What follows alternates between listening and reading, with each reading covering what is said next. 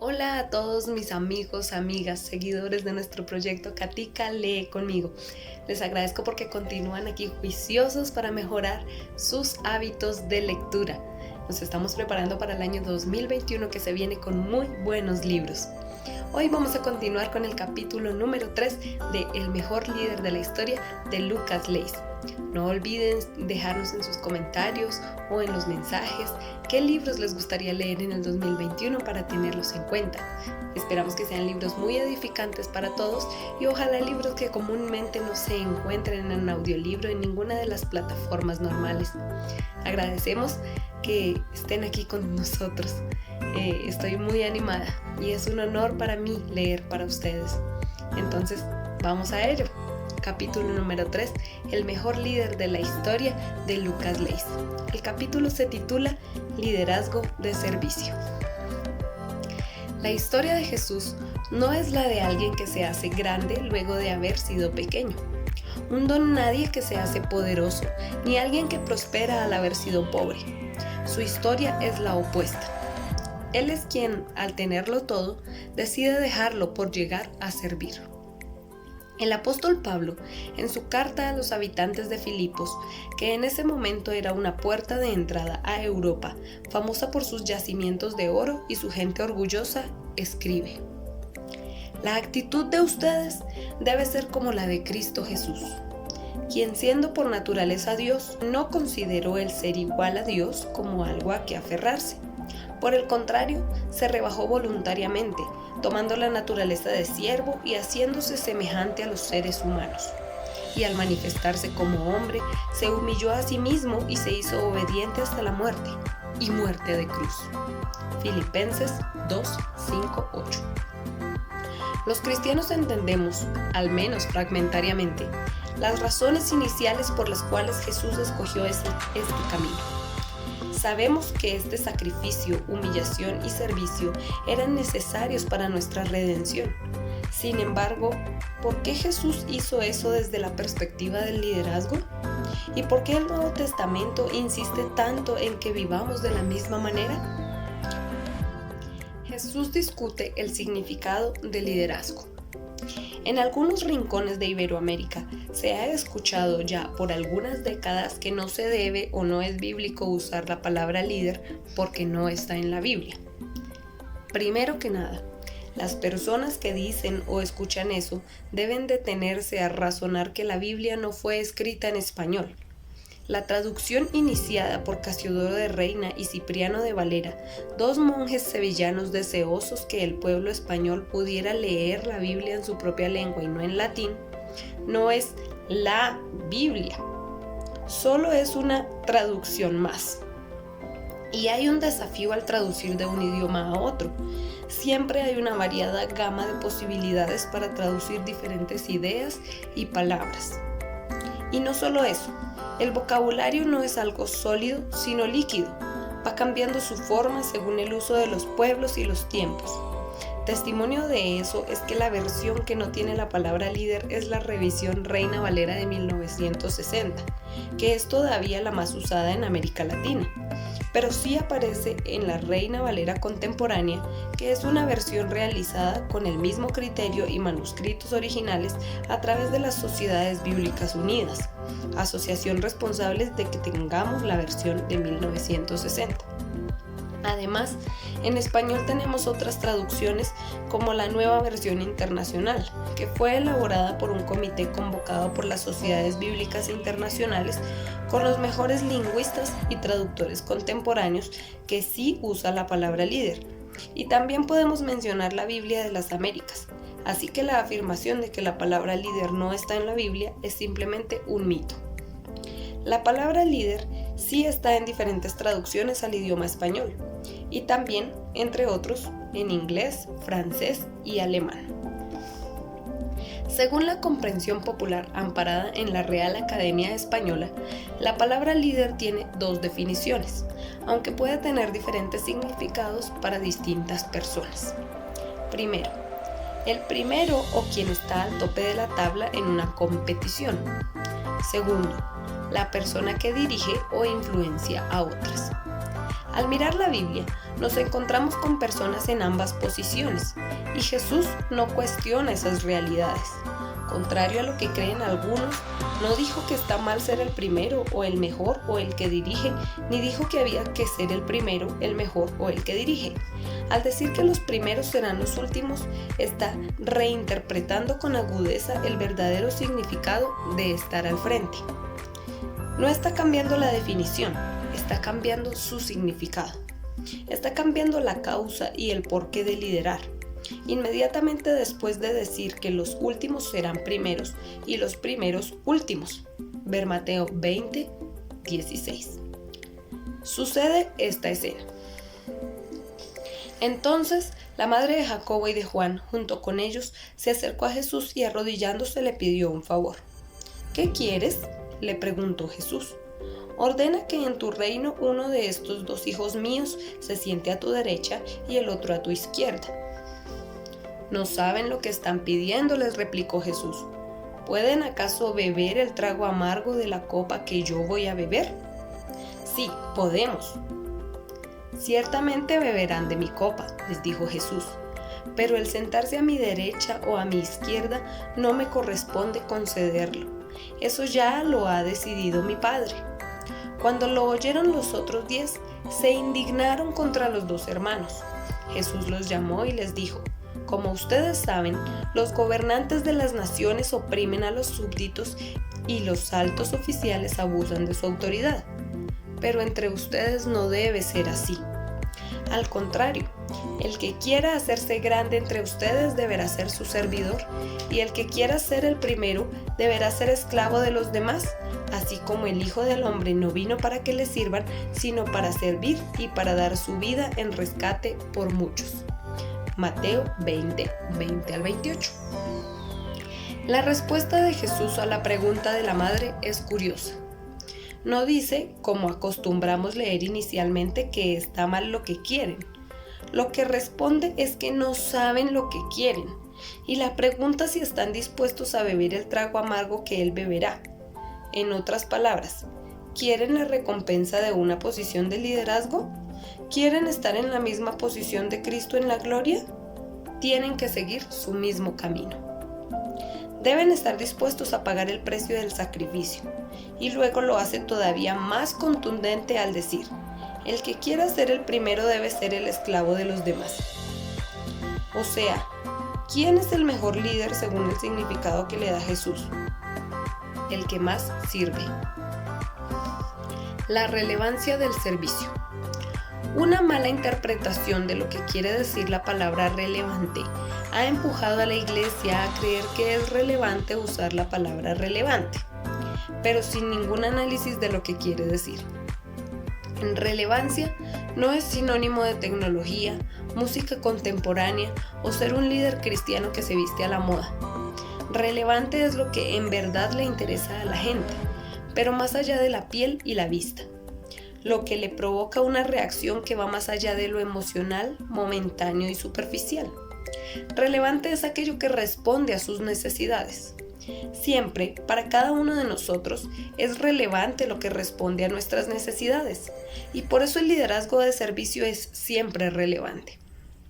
La gente busca desesperadamente líderes que los guíen, que les agreguen valor, que los influyan positivamente y que los sirvan.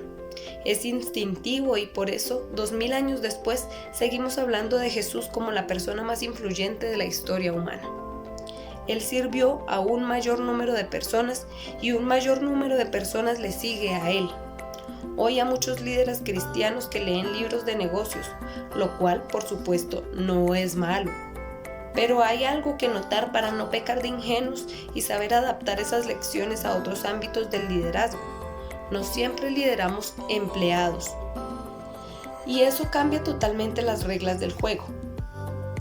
Para que la gente nos siga, quiera aprender de nosotros e incluso obedezca cuando es lo apropiado, si no vamos a servirles, al menos a través de un salario, tenemos que estar seguros que les estamos sirviendo de alguna manera práctica. Siempre he llamado a eso la ley de la compensación. Una regla de conducta que dice que si quiero algo de alguien, debo darle algo. Si quiero ser el primero, debo aprender a ponerme detrás o debajo de esa persona también. De eso nos enseñó Jesús. Otra tendencia presente en Iberoamérica, quizá por la influencia norteamericana de la mentalidad de fórmula, es que, con mucha frecuencia, los líderes de la iglesia han actuado como si la clave del liderazgo fuera deslizarse hacia un modelo de franquicia y clonado respecto a alguna iglesia grande, sobre todo si está en Estados Unidos o más recientemente Australia. Sin embargo, la observación histórica nos dice que muchas veces cambiamos un conjunto de estilos rígidos y tradicionales, de métodos y maneras de pensar por otros igualmente rígidos, pero con música contemporánea y con una nueva estética, y con eso ya creemos que estamos siendo relevantes. Hemos actuado muchas veces sin la suficiente reflexión, sin pensar seriamente en las profundas relaciones que existen entre el servicio cristiano, la iglesia y la cultura, entre el pasado, el presente y el futuro, entre nuestros métodos y nuestro mensaje. Hemos sido propensos al formulismo e irreflexivamente pragmáticos, sin ser tan inocentes como palomas ni tan astutos como serpientes. Ver Mateo 10:16. Y, en el camino, nos hicimos irrelevantes a muchas comunidades. En el lado opuesto, muchos que conocieron a la Madre Teresa de Calcuta han confesado que ella siempre estaba lista para sermonear a cualquier oyente que tuviera cerca sin importar cuán encumbrado fuera. Lejos de la imagen creada por los medios que la mostraban como una tierna ancianita, sus biografías destacan que era una mujer de carácter difícil y que era, a lo menos, incómodo estar a su lado.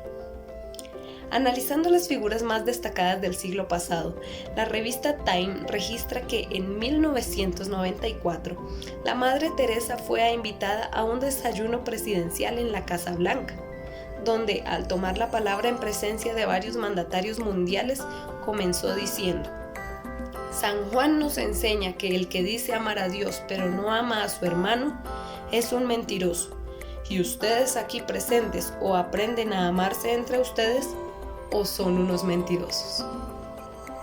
¿Por qué un montón de líderes mundiales invitarían y soportarían a una anciana a hablar así? Por la relevancia del servicio.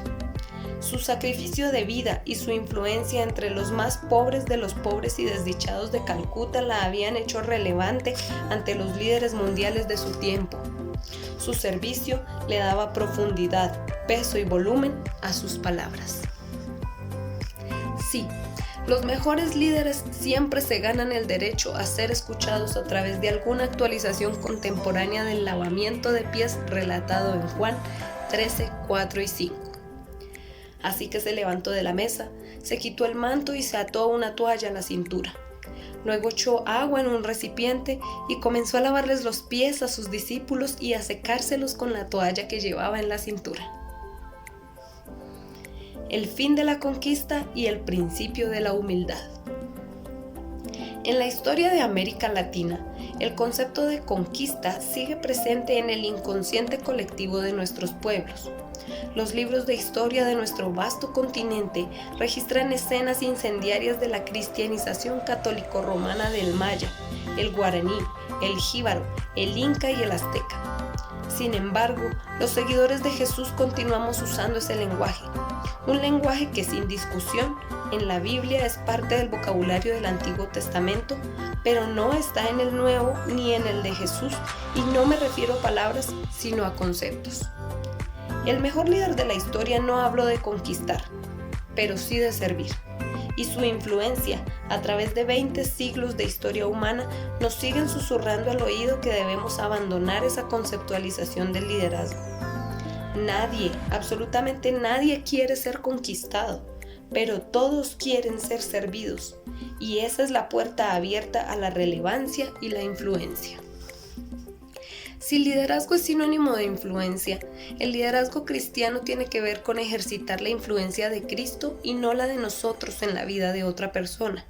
Y la clave ejecutiva es no intentar conquistarnos, sino servirlos. Lo que sucede es que una influencia que está enraizada en el servicio y no en la posición nace básicamente de un corazón humilde. Allí comienza todo porque Jesús precisamente lo deja todo para venir a servir. No obstante, el desafío que emerge en nuestro contexto contemporáneo es cuán ausente está la noción de humildad de la sociedad de consumo e incluso de las más concurridas esquinas evangélicas de hoy. Se hace obvio que la humildad es extranjera en un contexto exitista, donde se sobrevalora la ambición, las posesiones materiales y el estatus social. Problema que demasiado seguido se acrecienta porque esos estigmas de la cultura occidental moderna hacen reflejo en espiritualizaciones y versiones cristianizadas de los mismos a través de predicaciones y ministerios que pregonan que esas mismas cosas son justamente el resultado de la fe. El ejemplo de Jesús nos deja un claro alegato en contra del lujo innecesario, la vanidad y la egolatría del autoservicio. No obstante, es evidente que el problema no es la riqueza, el progreso social o la realización personal. A los líderes de siempre, pero sobre todo de hoy, la humildad claramente nos antepone un conflicto.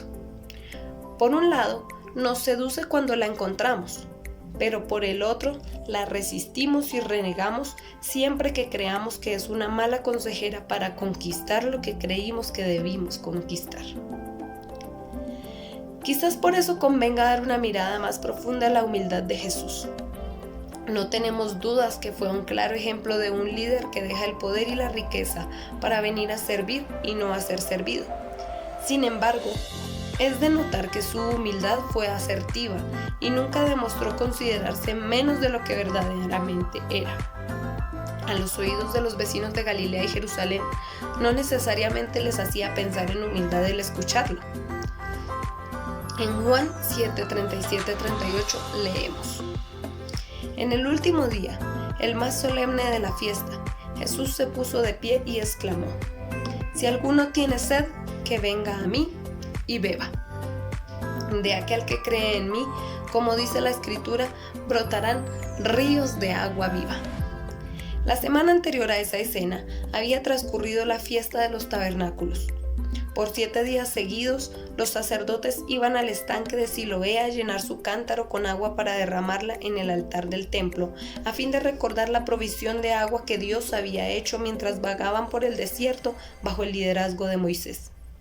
Ahora, justo ese día, Jesús desafía el sentimiento religioso judío al declarar que, al venir a él, ya no tendrían necesidad de cumplir sus ritos porque de él manarían ríos de agua viva. Desde este lado de la historia sabemos la verdadera identidad de Jesús, pero ubicados como pasajeros del presente de Jesús, es de notar que ese tipo de afirmación resultaba una abierta provocación. Esta aparente desfachatez resalta que la humildad de Jesús no era sinónimo de baja estima, no era falsa humildad, no era temor al rechazo ni inseguridad.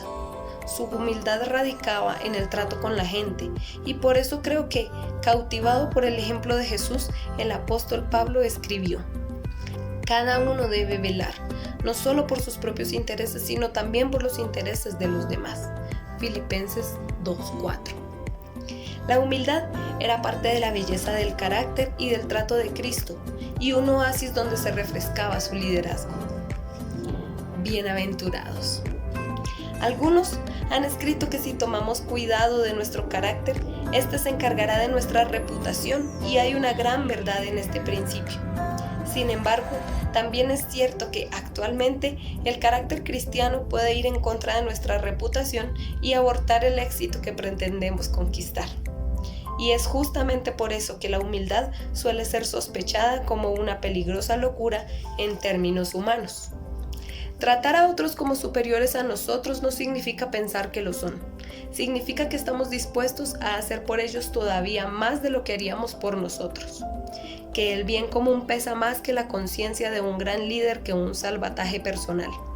Y esa es la clase de liderazgo bienaventurado que describía Pablo en Filipenses 2, 9, 11. Que luego de los primeros versículos termina diciendo en este párrafo que muchos eruditos destacan como un viejo himno de la época. Por eso Dios lo exaltó hasta lo sumo y le otorgó el nombre que está sobre todo nombre, para que ante el nombre de Jesús se doble toda rodilla en el cielo y en la tierra y debajo de la tierra, y toda lengua confiese que Jesucristo es el Señor, para gloria de Dios Padre. Muchas gracias a todos por continuar siguiendo este plan de lectura. Mañana nos vemos para leer el capítulo número 4, Liderazgo de Redención. Tengan un feliz día a todos.